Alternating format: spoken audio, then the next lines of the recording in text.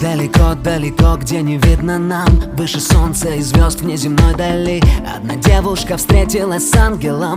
Он ее полюбил и забрал с земли. У него за спиной два больших крыла.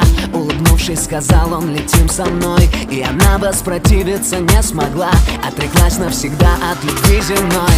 А когда все узнали на небесах, в наказание суду его предали. И за это, за все на ее глазах они ангелу крылья обрезали. И сорвались влюбленные камнем вниз. Он сказал: ни о чем не жалею я. Но они не упали, какой сюрприз. Притяжение ослабило вдруг земля. Незабываемый полет, как заветная мечта.